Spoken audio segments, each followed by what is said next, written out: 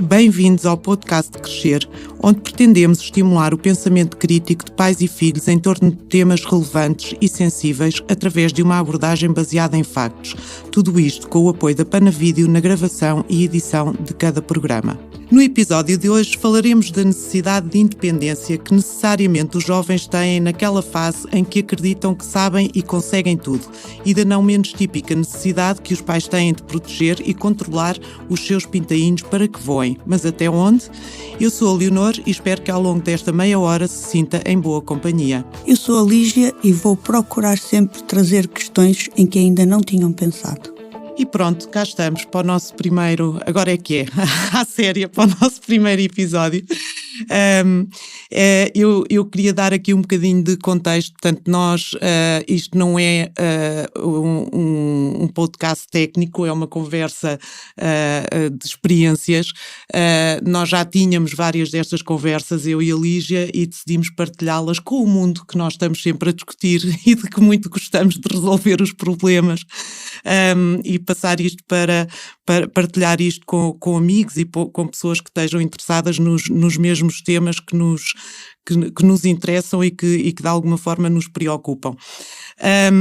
Como dissemos, hoje vamos falar da independência dos adolescentes, um tema que traz muitas ansiedades e muitas preocupações sempre aos pais. Uma coisa gira é que estamos a gravar o episódio, isto parece que quando as estrelas se alinham-se mesmo, e nós estamos a gravar o episódio no primeiro dia em que o meu filho mais novo vai pela primeira vez sozinho viajar de avião para Portugal, o que é um grande ato de independência, estava entusiasmadíssimo. E no momento em que chegou a Moçambique, um rapaz que encontramos por coincidência, o Francisco França, que aos 21 anos decidiu e se aventurou a fazer uma viagem de bicicleta de Portugal a Moçambique sozinho. Portanto, já era muito fazer a viagem de Portugal a Moçambique, mas ele decidiu vir sozinho, passou por uma série de países, começou em Marrocos, passou pelo Senegal, passou pela Nigéria, pela Mauritânia, enfim, por uma série de países, e cá chegou. E, portanto, nada melhor do que começar o nosso programa com umas perguntas que fizemos aos pais, porque imaginamos nós, como mães, que não deve ser fácil um filho chegar a casa e dizer: olha mãe, agora vamos fazer uma viagem até Moçambique de bicicleta, e vais com quem? Vou sozinho. É capaz de ser, pareceu-nos que era um excelente exemplo de independência e de capacidade de encaixe dos pais, e então lançámos umas perguntas, temos as respostas e vamos começar por ouvir essas perguntas e respostas para darmos a bola de saída do nosso programa. Como é que geriram a distância do Francisco? No início ainda tivemos esperança de poder visitá-lo algumas vezes, mas depois percebi que ele gostaria de fazer o percurso sozinho até ao fim e decidi respeitar essa opção. Quanto mais progredia na aventura, mais convencido fui ficando que a opção certa tinha sido deixá-lo ir. A preocupação foi permanente, mas também houve imensas coisas boas a diversos níveis que compensaram largamente o nível das preocupações. Os períodos de ausência de notícias, que chegaram a ser 2 a 3 dias em vários momentos, foram vividos com preocupação, mas também com confiança na vida e em Deus. Entre o dia da partida e a chegada, de facto, nunca mais nos voltámos a encontrar, e foram quase 16 meses em que a comunicação foi feita por chamadas em alta voz a 3, algumas chamadas individuais comigo ou com o pai, para falar de assuntos com mais intimidade, mais profundidade, e também as videochamadas quando era possível. Passaram nisto 2 aniversários, um Natal. Também valeu a existência de um grupo do WhatsApp com mais de 100 pessoas, entre família e amigos. Chamávamos este grupo o Pelotão. De facto era um grupo de proximidade e isso também fez toda a diferença. O que também fez a diferença foram momentos de oração que fizemos em grupo, alguns também em família. O que não ajudou de todo foram alguns comentários sobre a bicicleta, sobre o desafio em si, e a célebre frase que não queria estar na tua pele e isso deixava-nos assim um bocadinho a achar que de facto isto era de uma dimensão tão grande. Será que nós somos os inconscientes? Punhamos muitas vezes essa questão. Quando teve a primeira malária, de facto, acho que batemos um pouco no fundo. Chegámos aqui a ponderar que se não deveríamos fazer vacinas para estar preparados para ir a qualquer momento ter com ele. Mas também logo percebemos que não seria muito fácil chegar a ele, porque os sítios por onde andava eram difíceis de alcançar numa simples viagem de avião. Mas obviamente que numa situação limite era o que teríamos que fazer. Quando chegou, que diferenças lhe notou? As diferenças foram-se notando ao longo da viagem. Mais maturidade, mais segurança e clareza nas opções. A relação pai-filho foi-se reforçando e se cimentando com a passagem do tempo. O reencontro foi um momento especialmente saboroso e vivido com muita tranquilidade. O Francisco voltou um homem. Voltou um homem que resulta da ampliação daquelas características que ele já tinha, que já lhe reconhecíamos. Um nível muito maior de autonomia, de autoconfiança, muito resolvido, muito decidido. As conversas que temos tido revelam que teve muitas reflexões, pensou em muita coisa neste tempo, e para além das histórias que traz para contar, das mazelas do corpo, uma série de outras características físicas, a sua robustez, mas acima de tudo vem uma pessoa muito mais madura, é o que eu sinto, e com grandes interpelações, com grandes questões que nos coloca, que provavelmente resultam de ter pensado muito sobre muitos assuntos. Isto é uma experiência incrível e altamente invulgar. Não é de esperar que muitos pais estejam nesta situação, mas as questões que os pais levantam nestas respostas são questões subjacentes àquilo que é independência, àquilo que se calhar facilitava nós pensarmos antes de percebermos como é que vamos gerir esta necessidade de independência dos filhos e perceber os nossos filhos e também as suas próprias necessidades jogam aqui algum papel. Sim, e mas eu acho é sobretudo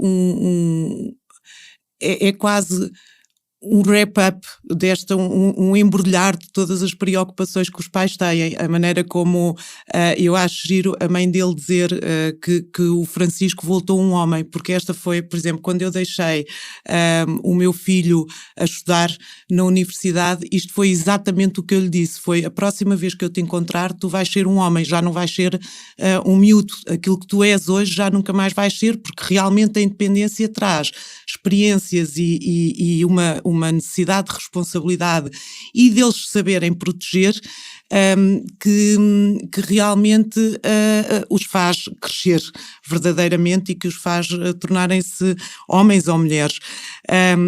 E isto leva-nos à questão, porque muitas vezes os pais falam que têm necessidade de proteger os filhos e estes pais naturalmente têm necessidade, e por isso eles confessam que o primeiro momento foi de ansiedade, porque obviamente a proteção dos filhos é instintiva, todos os animais têm esta necessidade de proteger a descendência, e depois de alguma forma racionalizaram e acabaram por o apoiar no projeto dele.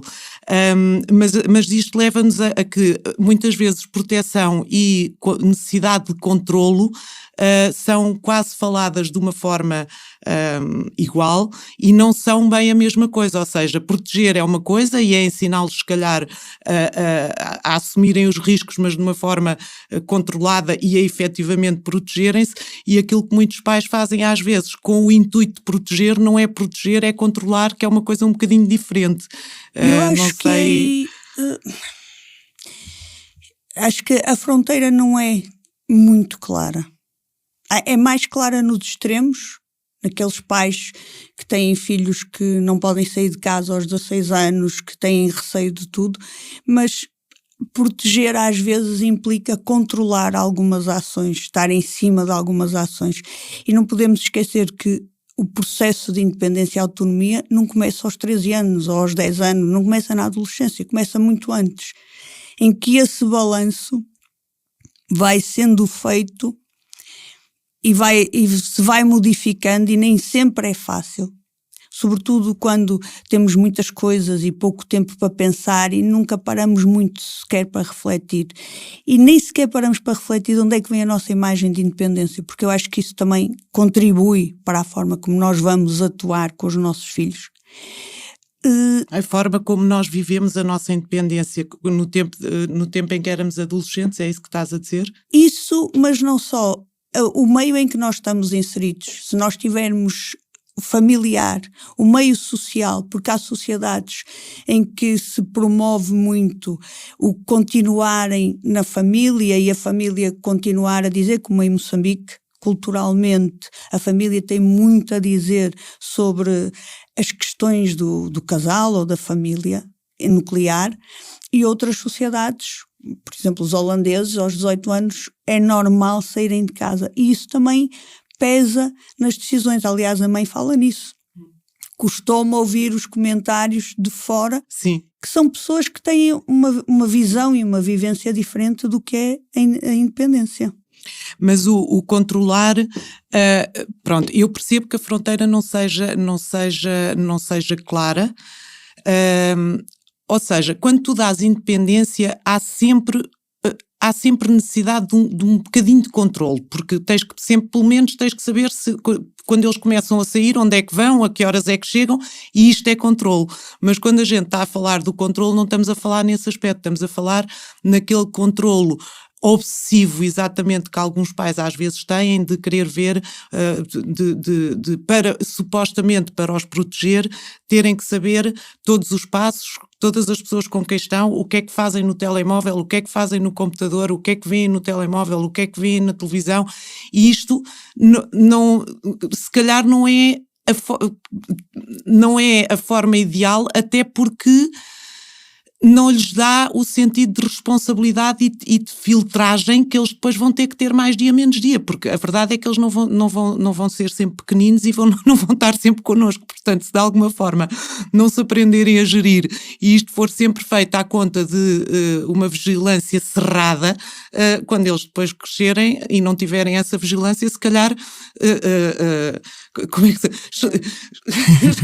vão para a estratosfera e fazem tudo, que é o que acontece muitas vezes, que depois chegam a uma determinada idade e quando apanham ali um ventozinho a favor, fazem tudo aquilo que nunca puderam fazer na vida e descontrolam-se completamente, não é? Porque falta-lhes o tal controle. Nós conhecemos casos desses, todos conhecemos casos desses.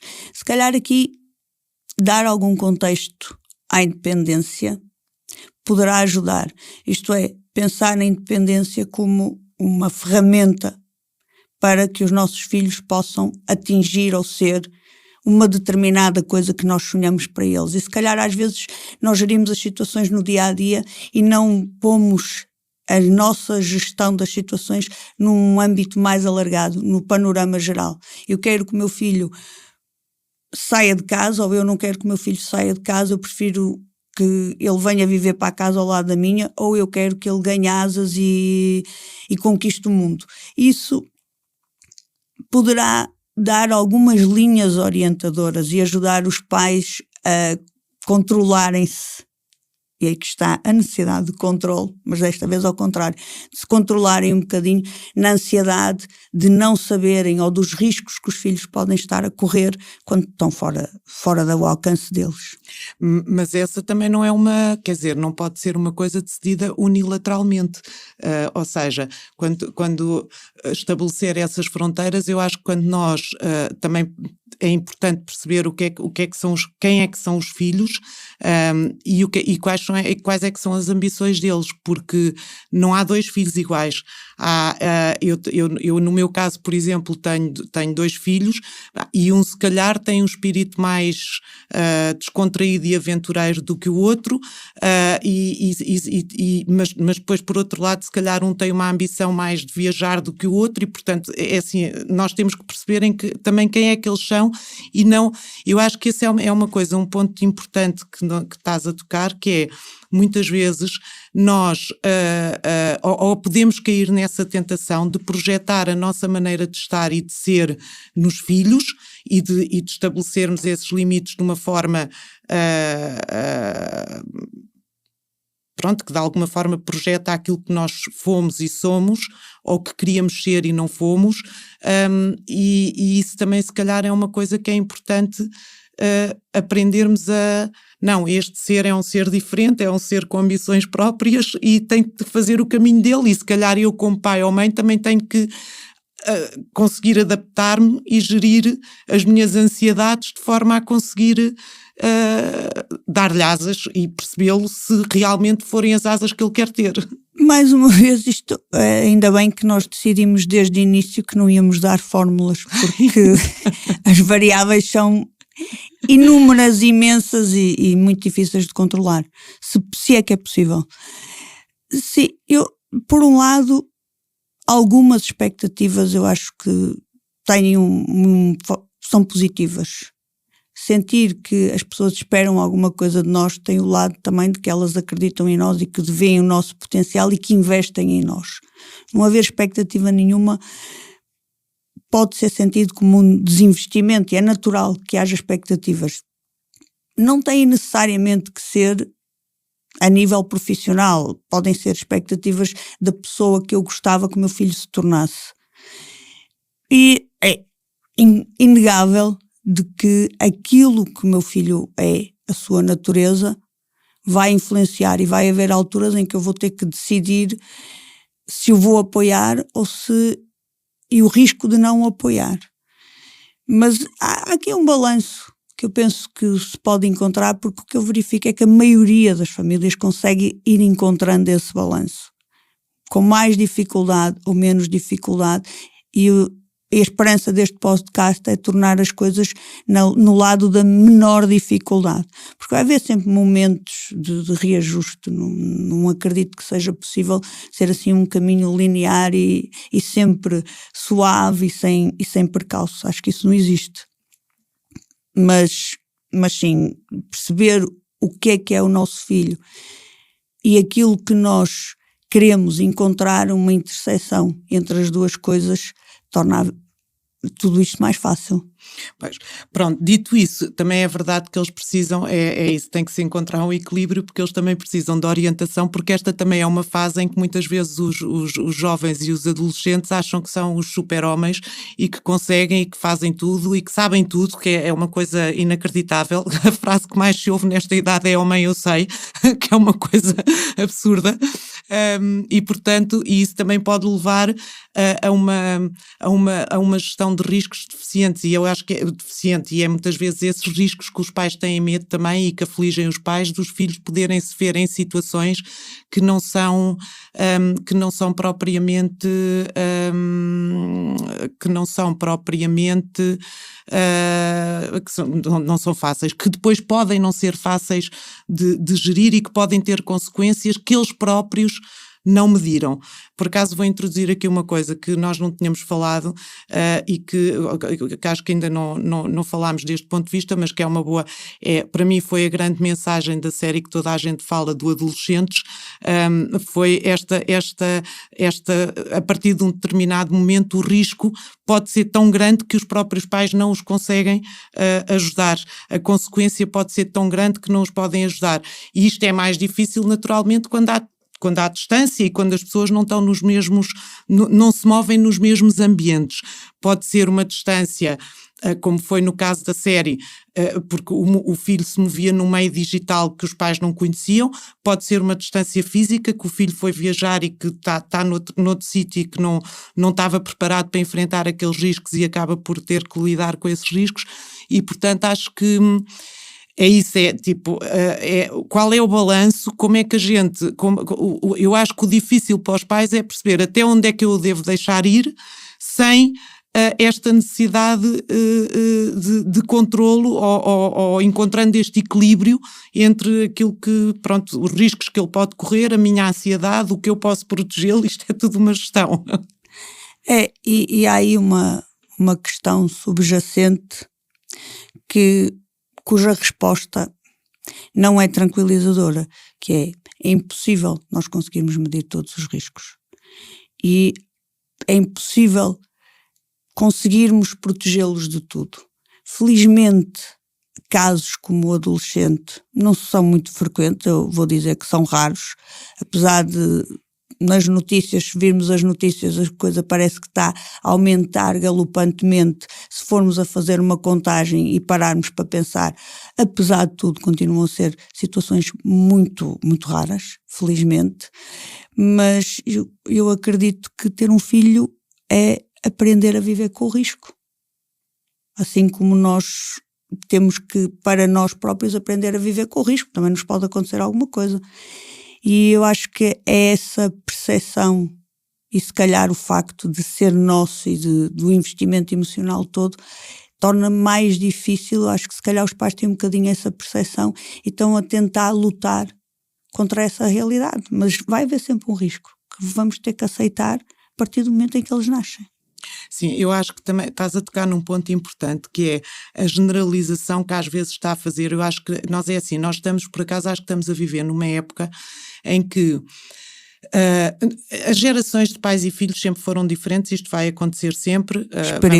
Esperemos, porque senão vai ser uma seca. Não vai haver evolução. Não vai ser.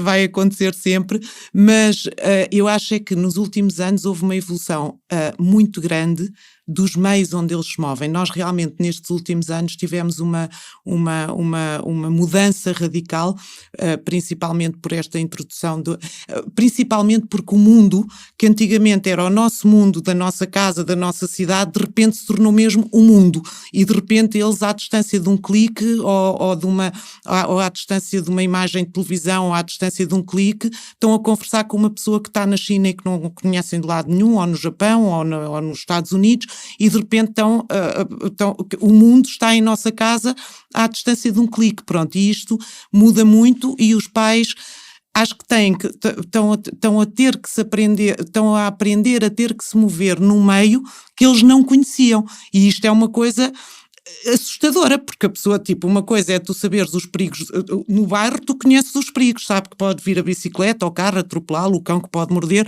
na net tu não sabes, na net tu é um desconhecido, é um mundo desconhecido, e depois está a haver, apesar de eu achar, e realmente, neste momento é uma questão bastante discutida, apesar de realmente eu achar que está muito descontrolado, também acho que aquilo que tu disseste que é importante, que é às vezes também se generaliza e parece que esta geração não tem capacidade nenhuma de se proteger e de perceber, e pronto, se calhar caímos um bocadinho na tentação de ao contrário de sermos nós a dizer não, porque eu tenho mais experiência e sei tudo, mas de facto nesta área se calhar estamos a passar agora numa fase em que eles se calhar têm um bocadinho mais de experiência que nós, não sei. Estou a pensar nisto pela primeira vez, mas realmente...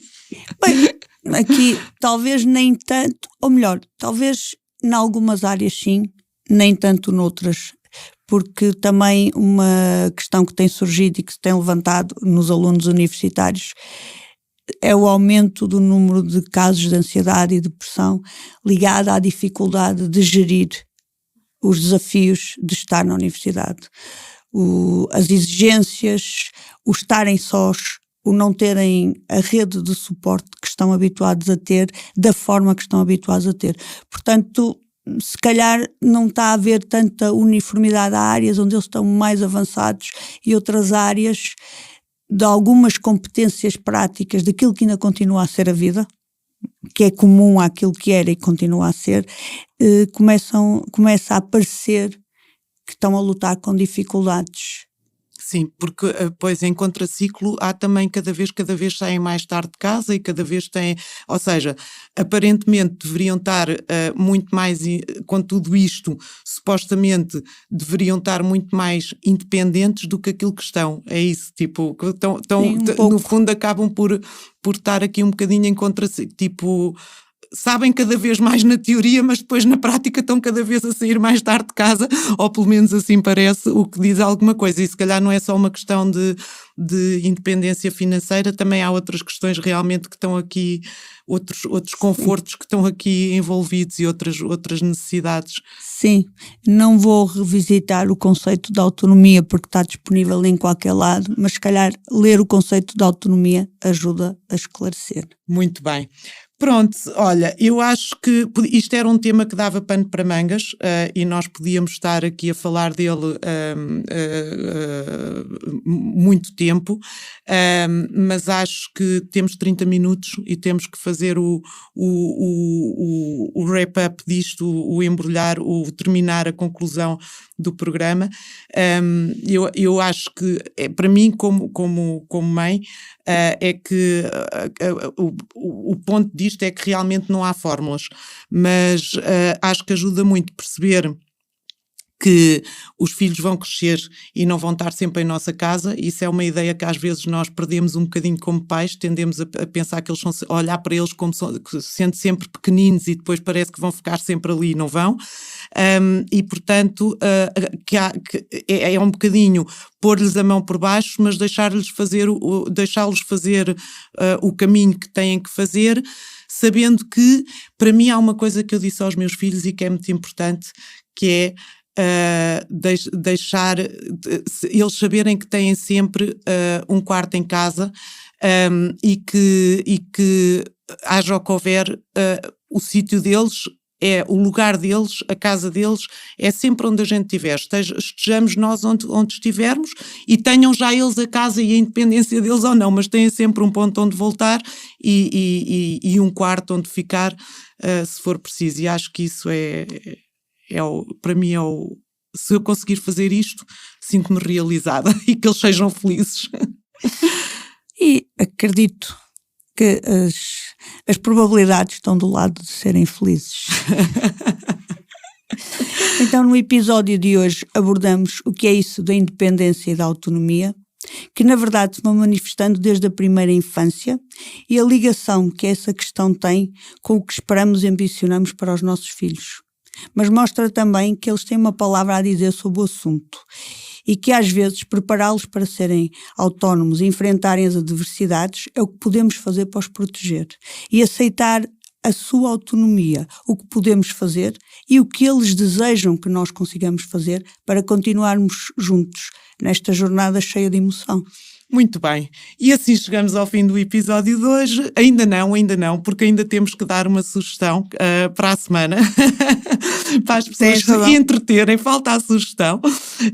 E então, eu, a propósito, porque falamos de independência e vamos ter o dia de independência para a semana, sugiro um programa que está que está acessível na RTP Play e que se chama Filhos da Independência, e que é um documentário sobre vários países, sobre os 50 anos da independência de vários países lusófonos, e que conta a história, tem depoimentos de várias pessoas desses países e que está interessante. Portanto, sugiro que para o dia da independência aproveitem o feriado e vejam, mas não é muito comprido, é só 30 minutos, acho eu.